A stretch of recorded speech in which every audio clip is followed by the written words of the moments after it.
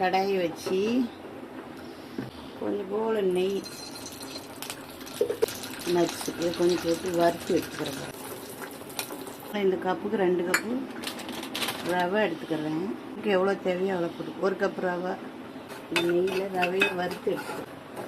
ரவை நல்லா கொஞ்சம் பொன்னிறமாக வறுத்துட்டு நல்ல கலர் தெரியுது. அந்த நெய்யில் வறுத்தோம்னா அந்த ரவை வந்து அடி போலன்னு இருக்கும். நல்லா மாற்றி வச்சுக்கிறேன். இப்போ கேசரி பவுடர் சேர்க்கலைன்னா மஞ்சள் தூள் கூட சேர்த்துக்கலாம். இப்போ ரவைக்கு 3 கப்பு சர்க்கரை, 2 கப்பு சர்க்கரை, 3 கப் சர்க்கரை, 3 கப்பு தண்ணி. 3 கப்பு தண்ணி, 2 கப்பு சர்க்கரை, 2 கப்பு போட்டுக்கோங்க. இல்லாட்டா 1.5 கப்பு. நான் இப்போ 1.5 கப்பு போட்டுருக்கேன். உப்பு போடணும், நல்ல டேஸ்ட்டாக இருக்கும் உப்பு போட்டால். வாசத்துக்கு ஏலக்காய் பவுடர் இல்லை, முழு ஏலக்காய் பவுடர் 2 போட்டால் போதும். உங்களுக்கு எவ்வளோ வேணுமோ போட்டுக்கோங்க. ஏன்னா கம்மியாக செய்கிறதுனால 2 ஏலக்காய் போட போகிறேன், சேர்க்க போகிறேன்.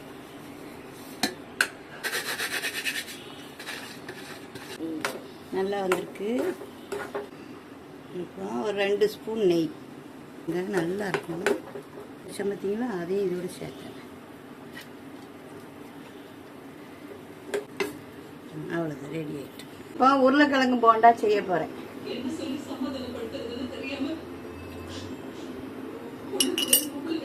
உருளைக்கிழங்கு போண்டா செய்ய போகிறேன். எனக்கு அடுப்பில் எண்ணெய் ஊற்றி காய வச்சுருக்கேன். எண்ணெய் காயுது. உருளைக்கிழங்கு அவிச்சு நசுக்கி வச்சுருக்கேன். அது கூட கொஞ்சம் கரம் மசாலா,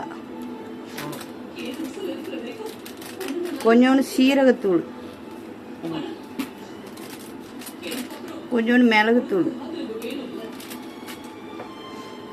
அப்புறம் கொஞ்சம் உப்பு, தேவையான அளவு உப்பு. இப்படி நல்லா பிசைஞ்சிக்கிறோம்.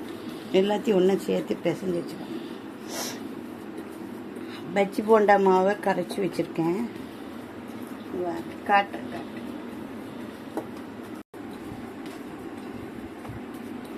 இது நல்லா இப்படி உப்பு கம்மியாக போட்டிருக்கேன். ஏன்னா பஜ்ஜி போண்டா மாவில் உப்பு இருக்கும், அதனால் இதில் கொஞ்சம் கம்மியாக போட்டிருக்கேன். நீங்கள் உங்கள் தேவைக்கு ஏற்றாக்குல போட்டுக்கோங்க. நான் கொஞ்சம் கம்மியாக தான் உப்பு போட்டிருக்கேன்.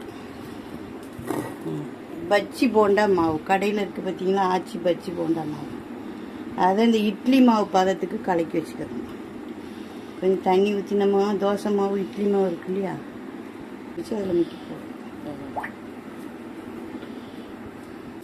இந்த மாவு இருக்குல்ல, பஜ்ஜி போண்டா மாவு, அதில் இப்படி முக்கி நல்லா முக்கிக்கிறோங்க. அப்படி உருண்டையை நல்லா அப்படி முக்கி எடுத்து அப்படி போட்டு விட்டு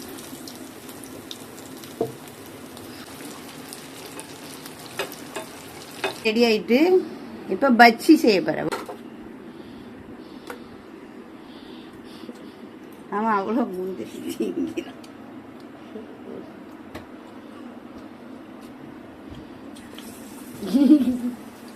முந்திரியை பூரா சாத்திங்கிறாரு.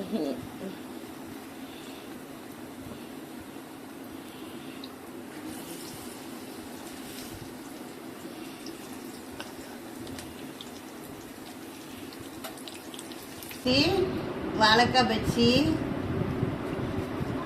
இது உருளைக்கிழங்கு போண்டா, முந்திரியெல்லாம் காணும், கேசரி. எப்பயாச்சும் சாப்பிட்டு பார்க்கலாம். சூடாதடி நல்லா இருக்கா?